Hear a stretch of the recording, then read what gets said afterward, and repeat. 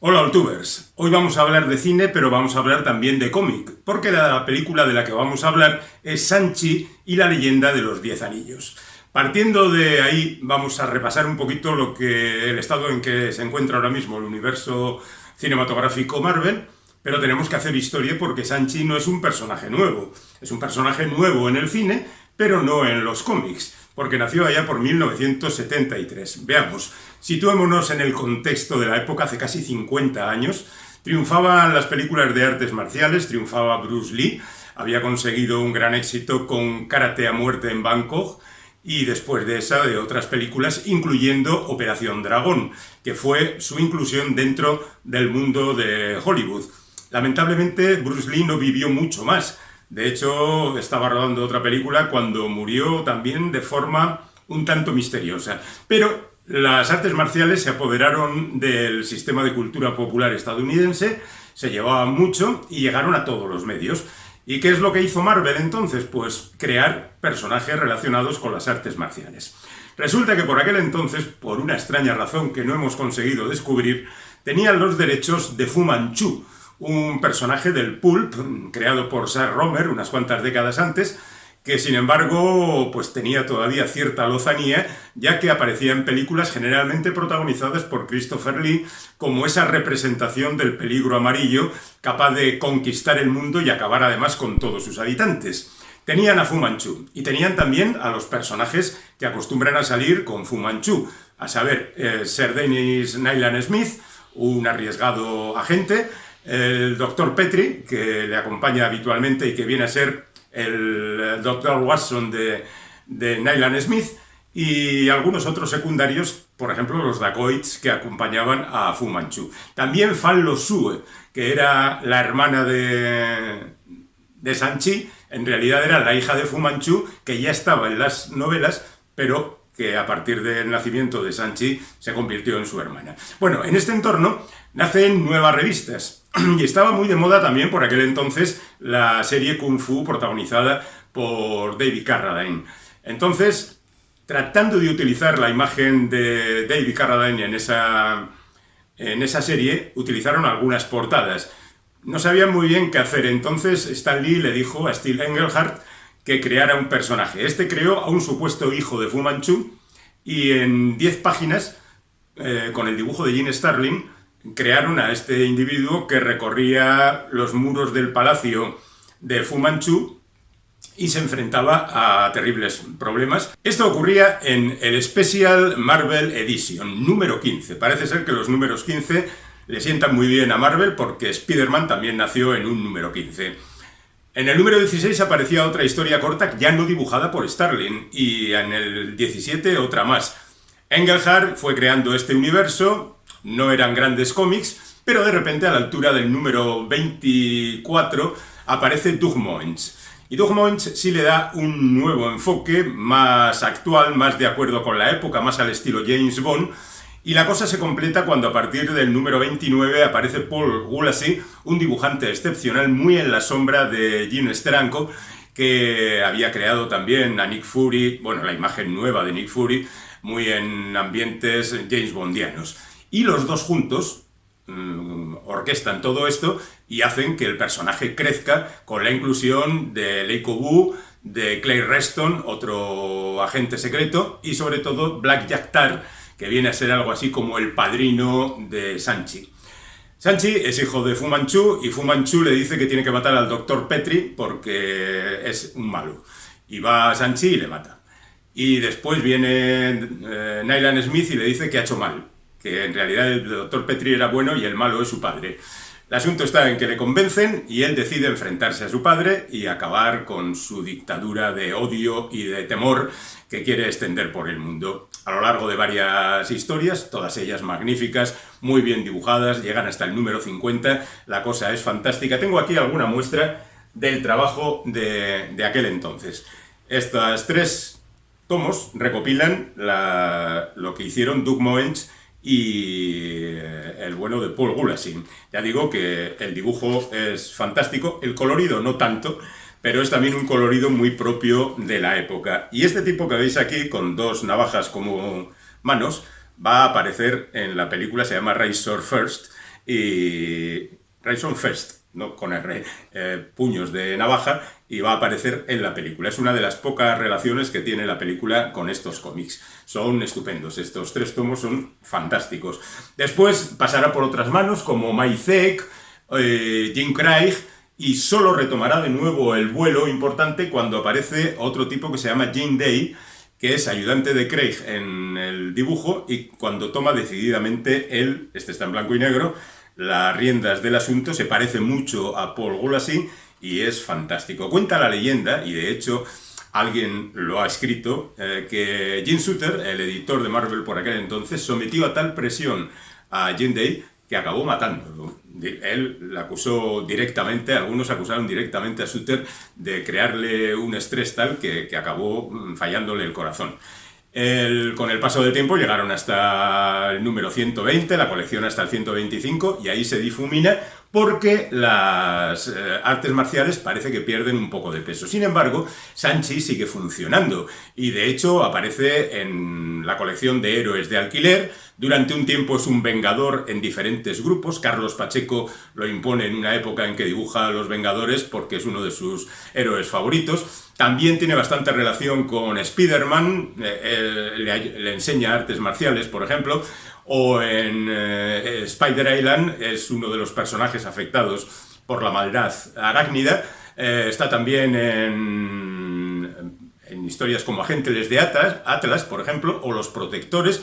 Y durante cierto tiempo va saltando de grupo en grupo, pero no tiene serie propia. Hasta que de repente pues, le hacen una miniserie reciente, Hermanos y Hermanas, donde parece que el personaje cobra otra vez popularidad. Bueno, lo dejamos ahí. Básicamente este es el repaso a la historia de Shang-Chi en los cómics. Algunas etapas interesantes, otras no tanto. Y la verdad es que yo recomendaría sobre todo, ya digo, la de Doug Moench y Paul Gulacy. Nos vamos con la película. Shang-Chi y la leyenda de los 10 anillos. Bueno, ya conocemos al personaje, es uno más de los que nacen en los años 70, como los hijos del tigre, Tigre Blanco, las hijas del dragón, Puño de Hierro. Casi todos ellos han llegado hasta la actualidad, pero con menos eco que Shang-Chi. Por eso le dedican esta película, que viene a ser un nexo de unión entre la anterior etapa, algo así como La Viuda Negra, y la que a partir de ahora proponen los estudios Marvel, porque es cierto que hay cosas que vienen del pasado. Por ejemplo, este tipo de los puños de navaja, que nace en los cómics, y que aquí, aunque no tiene las 2 manos convertidas en navajas, sí tiene una, y es un personaje un poco menos carismático que el que aparece en los cómics, pero bueno, es algo del pasado. Los 10 anillos que tiene el Mandarín. El Mandarín es el malo a partir de cierto momento en la historia de Shang-Chi, porque al no poder utilizar los derechos del personaje original, Fu Manchu, pues cogen uno de los suyos, el Mandarín, que tradicionalmente se ha enfrentado a Iron Man, y lo colocan como padre de Shang-Chi. Y él tiene los 10 anillos. En la película se convierten en 10 pulseras, pero bueno, no nos metamos con detalles tontos como este. 10 anillos y ya está. Entonces aparecen otros personajes relacionados con la historia de Marvel. Por ejemplo, hay un momento en que aparece la Abominación dándose de tortas en una especie de circo. Aparece Wong, el secretario del Doctor Extraño, que tiene una participación en la película y luego una importancia bastante grande en una de las secuencias por postcréditos. Aparece una especie de Fin Fan Fum, el dragón mezclado como si hubiera tenido un hijo con una de las alucinaciones de Lovecraft. O sea, una cosa así como un poco demoníaca, pero vamos, demostrando que es Fin Fan Fum. El dragón que en realidad es anterior a todos ellos, que viene de los cómics de los 50. Y hay bastantes ejemplos que relacionan con el pasado esta historia. Un pasado que los 10 anillos ya están en la primera película de Iron Man. En la tercera de Iron Man aparece aquel tipo interpretado por Ben Kingsley, que se hacía pasar por el Mandarín, pero que no era más que un actor fracasado que asume este papel. Aquí vuelve a aparecer otra vez para hacer de alivio cómico a lo largo de tantas peleas y sufrimientos como hay en la película. Bien, tenemos a Shang-Chi, que vive tranquilamente en Nueva York, tiene una amiga, están los dos trabajando de aparcacoches, hasta que de repente empiezan a aparecer malos que les persiguen. No voy a contar spoilers, esto se ve en el tráiler, la pelea en el autobús, pues viene de ahí. Es el primer enfrentamiento entre los que le persiguen y, bueno, pues ahí se defienden y la pobre Aquafina, que es la compañera, dice, ¿dónde me estoy metiendo? ¿Dónde me estoy metiendo? Hasta que aparece el padre de Sanchi el Mandarín, interpretado por Tony Leung, que es uno de los clásicos del cine asiático, y no solo de las artes marciales, que también, o de las películas policíacas de John Woo, que también, sino que también, por ejemplo, es uno de los actores favoritos de Wong Kar-wai, y bueno, pues Deseando amar y otros títulos de la filmografía de este director. Y hace un malo estupendo en contraposición con los buenos, que son un poco blanditos, les falta un poquito de carisma. Quizá porque estaba acostumbrado yo particularmente a ver a Sanchi con la cara de Bruce Lee con que le dibujaba Paul Gulacy. Y entonces a este nos parece que es un poco más rechoncho y menos dado a este tipo de saltos. Bueno, pues ahí están estos dos y le dice el padre, te tienes que venir conmigo. Pues prácticamente lo que pasaba en los cómics, porque yo estoy luchando con los malos porque me impiden encontrar a tu madre. En los cómics originales, la madre de Sanchi es una mujer blanca, seleccionada genéticamente para dar a luz al hijo perfecto. Y en esta película no, es la guardiana de un territorio virgen, inexplorado, donde hay grandes maravillas, donde accede el mandarín. Se enamoran, tienen un hijo, pero la cosa se lía luego y ya se sabe. Y se supone que ha muerto, pero el padre cree que está encerrado en un determinado lugar. Por supuesto, aparecerán los de la parte contraria, le dirán a Sanchi que en realidad es una trampa de un ser monstruoso que vive allí, y a partir de ahí pues la cosa se lía y ya pues se van por otros territorios. No pasa nada porque no voy a contar nada de lo que pasa, pero sí diré que hay mucha acción, muchos chistes acerca de personajes curiosos, una especie de cerdo sin cara que solo entiende el personaje de Ben Kingsley, bueno, detallitos, y luego muchas artes marciales y muchos golpes y mucho efecto especial y la esperanza de que la cosa siga para adelante. En cuanto a una valoración de la película, pues bueno, depende cómo tengas el día. La primera parte es mucho más entretenida, quizá por más variada. Luego en la segunda parte, cuando ya llegan a esos territorios inexplorados, la cosa se vuelve un poco más monótona y también con más cancha. Pero la primera parte es aceptable. El problema, como siempre, en mi caso, ya sabéis, es que 2 horas y no sé cuántos minutos siempre me parecen excesivos y aquí me ocurre una vez más. Pero así llegamos a las secuencias postcréditos, hay 2, que me parecen interesantes. En la primera de ellas aparece Wong otra vez, que lleva a los protagonistas a analizar el origen de los anillos, que nadie sabe lo que son. Y parece que en algún lugar habían dicho que eran de origen extraterrestre, quizá de origen Kree o de origen Skrull, no sabemos. Pero allí están, por un lado, la Capitana Marvel y por otro, el Dr. Banner, o sea, Hulk, y ellos dicen que no, que eso no corresponde para nada y que habrá que buscar el origen, porque esos anillos, al estilo de 2001, cuando tocan el monolito, pues aquí también se han activado los anillos y han mandado un mensaje a no sabemos quién. Así que, bueno, pues en una próxima película nos tendrán que explicar todo esto. Pero todo eso ya forma parte de un conglomerado que pertenece a la nueva etapa del universo Marvel, que está compuesta en principio por series como La Bruja Escarlata y la Visión, El Soldado de Invierno y El Halcón, Loki y todas las que vendrán, como Ojo de Halcón y demás.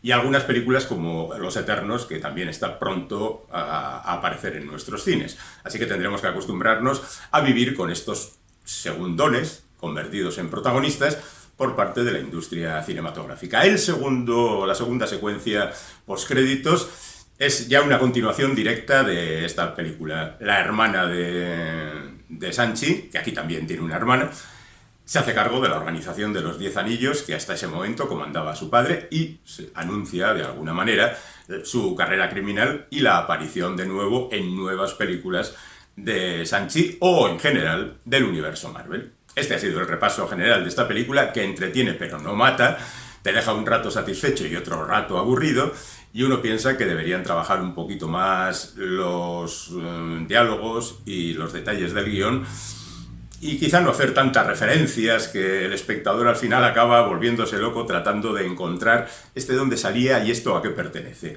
Bueno, está bien, ¿no? Porque el conocedor se siente satisfecho, pero un poquito más de detalle en el guión, por favor.